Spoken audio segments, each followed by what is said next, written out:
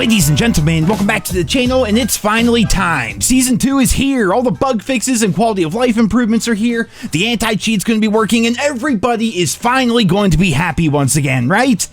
Wrong, man. Dead wrong. Everything from multiplayer to Warzone and even zombies with this update is absolutely scuffed. And let's just start here at the very beginning, because the moment I log into the game, I am met with the zombie weaver skin with a giant skull on his forehead for some reason. Like, if this was not the perfect bug for me to see the moment I signed into the game, then I don't know what else would be. But let's talk about the new multiplayer experience itself. So first of all, there's only a Season 2 mosh pit instead of playlist of the individual maps themselves. Gun game is not in the game, despite it's supposed to be coming out with the launch of the season, and there's a new mode called Overdrive, which honestly I didn't even try out. I then decided to jump into the Season 2 mosh pit. In my first match in like a month, I join up, and let me tell you how that lobby was full of the sweatiest, most unemployed people in the world. There's literally no difference between this public match right here and ranked play. Every single person on the other team was either using a jackal, or they bought the Black Cell Battle Pass and they got access to the new DLC guns early. This was one of the sweatiest matches I've ever played in COD, and mind you, I have barely touched the game over the course of the past 2 months, and this was my first experience jumping back into Black Ops 6. It's actually so insane what this ended up doing too, because it kickstarted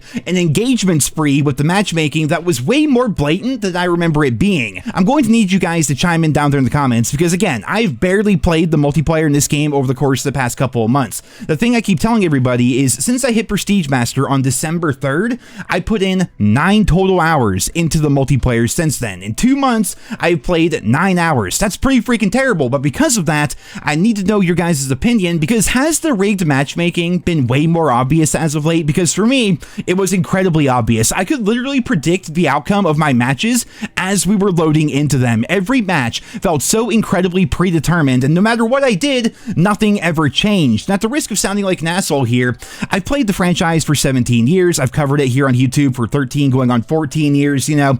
Call of Duty's like riding a bike for me. You know, I can hop in, it doesn't matter how long it's been since I played, you know, all that muscle memory comes back and I'm right back to where I was before, essentially. So pretty much every match, I would lead my team and usually lead the entire lobby, and whether or not I won or lost was completely out of my control. I played 10 matches total today, and my first one was this stupidly sweaty match here where I ended up leading the team, and we won because the only thing the other team was more allergic to than female attention was the objective. Like, cap a flag once in a while, maybe your jackal will turn a new color. My second match, I led the lobby while carrying the guys that were on the other team in the previous game, and I will say it was weird that it seemed like the lobby kind of stayed somewhat together given the same people were kind of in the lobby, but because those were my first 2 matches over the course of the past couple of months, I think I was way outperforming what Activision figured I would be doing, so it was time for me to take my medicine, because my third match here, I led the team in kills and kill death ratio in team deathmatch. Didn't matter, still lose. I suppose if the competition on the other team isn't going to slow me down, then Activision figures they should have my teammates do it instead.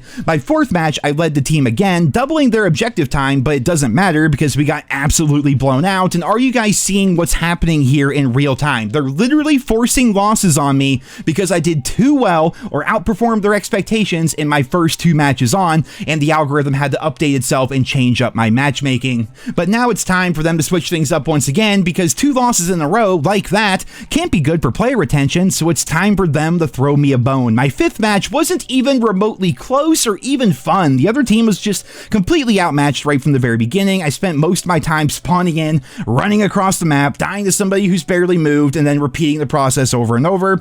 The end of game stats weren't horrible, but it was clear this was literally just Activision throwing me a bone after they deliberately made my last 2 matches painful by having horrible team balance. After that, they went back to business as usual, losing 2 matches in a row because my teammates do nothing, getting a blowout victory in domination because I just lost 2 times in a row. It's time for a free win. After that, I joined the game late and we ended up losing, and then finally we round things out here with a super easy 20-5 match. It's literally so fucking formulaic at this point. In my 10 matches, I went a perfect 5 wins and 5 losses, and nothing I did as a player actually mattered. Like, the game feels so predetermined right now, and I think that's because it is. Activision's algorithm is so advanced that they set these lobbies up and all you have to do is play how they think you should. The only wrench in the cog for them is if a player does not perform as expected. Sometimes they pop off, sometimes they do horribly, and that can cause some weird things to happen. But essentially, this game is win-lose, win-lose, win-lose, and nothing you do as a player actually has any impact on that. This is what you might call engagement optimized matchmaking, and I'll just straight up say it does the complete opposite for me. I'm so tired of all my matches feeling the same. I'm so tired of the jackal and butt sliding and the complete lack of variety in my matches,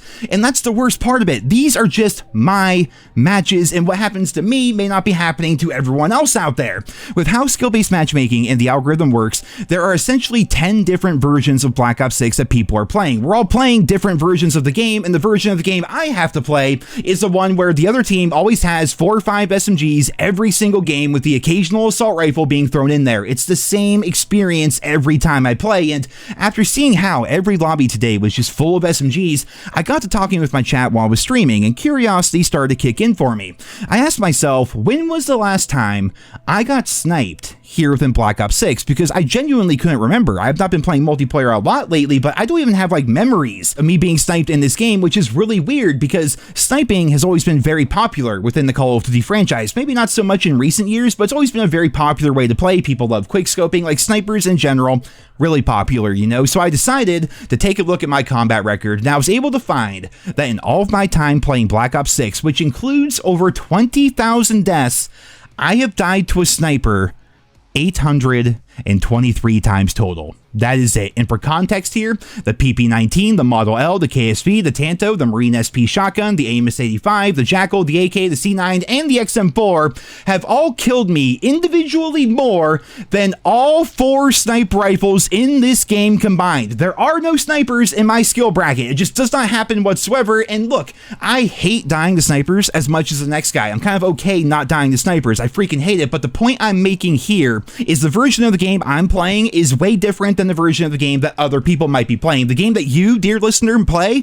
could be completely different than how I play or how anyone else plays. Like, you could be talking to your friend and discussing different aspects of Black Ops 6, and you might be experiencing completely different things because that is how crazy and manipulative the matchmaking system in this game is. It's to the point that even when they add good things to the game, it doesn't even matter because the matchmaking will still make it unfun. And a good example of that is the new map Bounty. To me, genuinely so far seems to be a good map. It's very well structured, it's got great flow, the side flanking routes are really interesting, and overall, the look of the map is great. It's really cool, but skill-based matchmaking takes that map and makes it play like shit most of the time. Lifeline, surprisingly, isn't as much of a clusterfuck as I thought it would be. It's still a face-off map, which means it entails all the good and bad that comes from that game mode, but I won't lie, I was surprised a little bit. The map did not play nearly as badly as I predicted. And then Dealership, I don't know what to say about Dealership, man. It feels like a Modern Warfare 2 map, and I'm not talking about the good Modern Warfare 2 either. The map's just full of cars. It seems like people are constantly everywhere. It's like a very circular map where it's just like really weird flow and people are basically just everywhere all the time. When it comes to the new guns, they're pretty much a mystery because they're on the battle pass and it takes ages to progress through. I'm pretty sure the PPSH is on page 6, which would take forever to get to, but don't worry guys, you can just buy the gun outright in the shop for the low price of $30. And don't get me started about the new zombies. You guys know me, I've been a bit of an apologist even for zombies here within Black Ops 6. I genuinely believe that zombies in this year's game has been like that one shining beacon of hope for Black Ops 6 for me, and I'm sure so many of you out there. But my first impressions, which are subject to change, are that the tomb just is not very good, man. The tomb actually kind of sucks. Like, there is literally nothing to this map whatsoever. It feels so empty. All the areas look, feel, and play the same, and there's pretty much zero voice acting whatsoever because the actors all quit over lack of protection against AI, and I'm not joking when I say that either. There's basically no story to this map whatsoever. There's no voice actors. There's no like things happening on the map. When you go to the Dark Aether area, you look up at the skybox and it's literally just one giant PNG they put up there. It doesn't move whatsoever. It looks so freaking bad.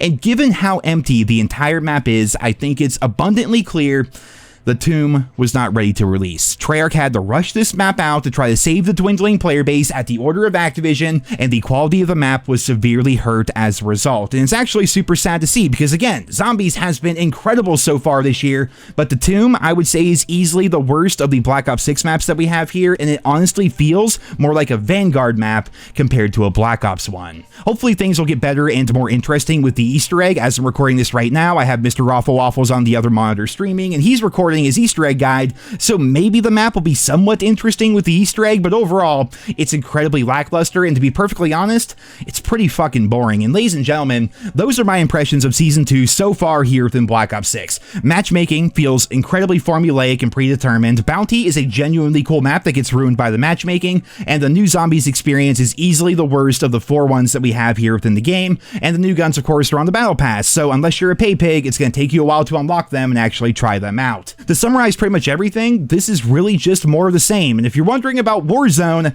let's summarize it here with these 2 tweets from Charlie Intel. Seems like Warzone Season 2 update did not do much to fix the game. Many issues still remain. Some of the movement updates don't feel different, the meta is the same, and hackers are still rampant, even with the Rico Chet update. Oof, and that's followed up with this right here, which shows that right now, the $30 Black Cell Battle Pass is the #2 best-selling thing on Steam currently, and you guys know, Steam is the platform where the game isn't even in the top 10 anymore. It's losing players like mad every single day, and none of that matters, because the people who are playing are blowing $30 on a Battle Pass in a game where the content does not even carry over to the next one.